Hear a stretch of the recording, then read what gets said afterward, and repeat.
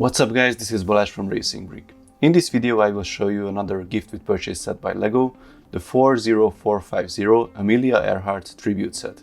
The promotion with this set started on the 6th of March as it was scheduled for the International Women's Day on the 8th of March, and it is apparently still live, at least according to the banner on lego.com. I advise you to check your local site or ask the local LEGO shops about the actual situation.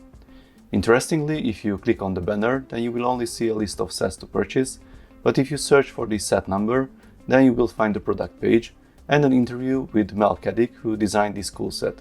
I really suggest to take your time and read it, it's interesting and inspiring. Now let's get back to the set. The box is pretty big considering that it is a gift set. You can see the beautiful red aircraft on the front on a stand with a minifigure of Amelia Earhart. The back has even more photos of the Lockheed Vega 5B and the minifigure with a map in the background. And I have to say that the whole artwork is beautifully designed with many nice details. On the sides there are even more details, along with the date 1932, which was the date of Amelia's transatlantic solo flight as the first female aviator doing this. Her goal was to fly from Harbour Grace, Newfoundland to Paris in her Lockheed Vega 5B to emulate Charles Lindbergh's solo flight 5 years earlier. After a flight lasting 14 hours and 56 minutes, during which she contended with strong northerly winds, icy conditions and mechanical problems, Earhart finally landed in a pasture at Calmar in Northern Ireland. Amelia's original Lockheed Vega 5B can be usually seen at the Smithsonian National Air and Space Museum, although according to the description on the webpage, it is currently not on display, it's either on loan or in storage. As you see, my box has a little damage on the front, which is interesting because I can feel a piece sticking out behind it. I wonder what it is. Let's open the box and find it out. Well, unfortunately I cannot really see what was the exact piece sticking out, but one thing is for sure, this box is totally full. Maybe a slightly bigger one could have been a better choice. There are 5 numbered bags inside, 2 big loose pieces, the manual and the sticker sheet. The sticker sheet did not have any protection and it is very visible, mine is pretty creased.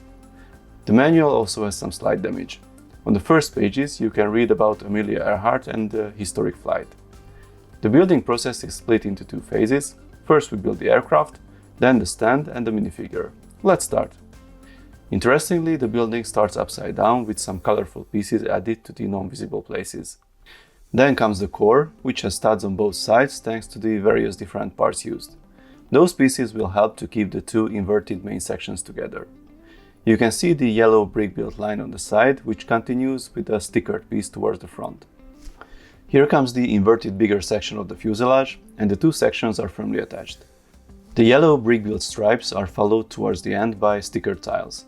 Here we add the horizontal stabilizers, and then we start to build the wings. As you see, this section makes the model significantly larger.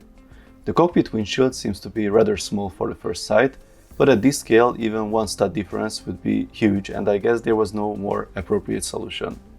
I really love how the shape of the wheel spats were recreated, but due to the scale there's no actual landing gear built. I was not sure how this wobbly support will work, but with the second connector piece added, it became clear that it is a fantastic and elegant design. The engine has the only printed piece in the set. I saw this one last time in the Crocodile locomotive. The propeller built using oars looks good and it's also functional. All we have left is the fin that gets almost half of the stickers, and we are done with the aircraft. The stand is less exciting to build, at least the first part. The piece that holds the aircraft is exciting from a building standpoint. I'm not sure what was the reason for this complex node build, but it's pretty massive, maybe a little bit too emphasized compared to the aircraft. The final touch is to build a minifigure and apply the sticker with a map, and the model is finished. I think the model looks fantastic and it is quite accurate. The minifigure has some nice details too. The torso and head prints are exclusive to the set currently. I really like all the details of the leather jacket and her scarf. The map in her hand shows Amelia's route through the Atlantic Ocean.